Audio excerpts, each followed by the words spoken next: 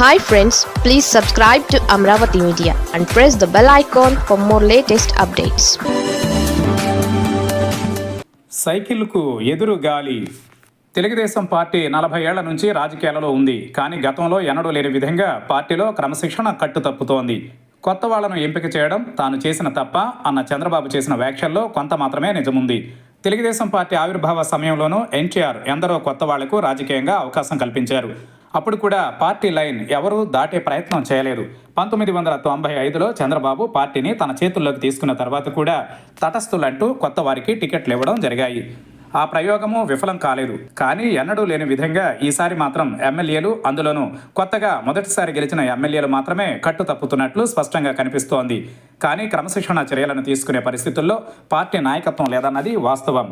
కొలికిపూడి శ్రీనివాసరావు నుంచి మొదలు పెడితే ఎవరూ ఏమీ తక్కువ కాదన్నట్లు Kadapa MLA Madhavi Reddy, Srikalahasti MLA Bojjala Sudheer Reddy, Kavali MLA Kavya Krishna Reddy, Guntur east MLA Nazeer Ahmed, Thamballapalle incharge Jayaprakash Reddy, ఇలా ఒక్కరు కాదు అనేక మంది యువ ఎమ్మెల్యేలు అనేక వివాదాల్లో వరుసగా చిక్కుకుంటున్నారు.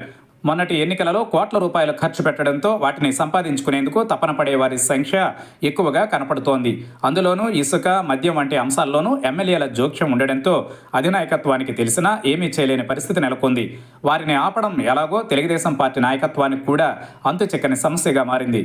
అపార రాజకీయ అనుభవం ఉన్న చంద్రబాబు నాయుడు సైతం ఏమీ చేయలేని పరిస్థితుల్లో ఉన్నారు.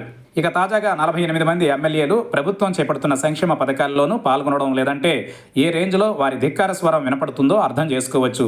ఎన్నడూ లేనిది తెలుగుదేశం పార్టీలో ఇలాంటి పరిస్థితి రావడానికి నాయకత్వం 50% కారణమైతే ఎన్నికలలో పెరిగిపోయిన విపరీతమైన ఖర్చు కూడా మరొక కారణంగా చెప్పాలి. ముఖ్యమంత్రి చంద్రబాబు ప్రతి నెల పెన్షన్ల పంపిణీ కార్యక్రమంలో పాల్గొంటున్నా 48 మంది ఎమ్మెల్యేలు మాత్రం తమకేమీ పట్టనట్లు వ్యవహరిస్తున్నారంటే నాయకత్వాన్ని కేర్ చేయకపోవడమేనని స్పష్టంగా అర్థమవుతోంది. ఇది రానున్న ప్రమాదానికి సంకేతాలుగానే చెప్పాలి. ఉన్న 135 ఎమ్మెల్యేల్లో 48 మంది ఎమ్మెల్యేలుంటే 38% అసలు ప్రభుత్వాన్ని, పార్టీని పట్టించుకోలేదనే భావించాలి. వీరంతా సొంత పనులు, వ్యాపారాలకు మాత్రమే పరిమితమయ్యారు. టీడీపీకి నిజంగా ఇది వేకప్ కాల్. దీని నుంచి బయటపడకపోతే ఇబ్బందులు తప్పవు. అందుకే చంద్రబాబు నాయుడు సరైన సమయంలో సరైన నిర్ణయం అని నాంచకుండా సీరియస్ యాక్షన్లో దిగాలని పార్టీ కేడర్ కోరుకుంటోంది.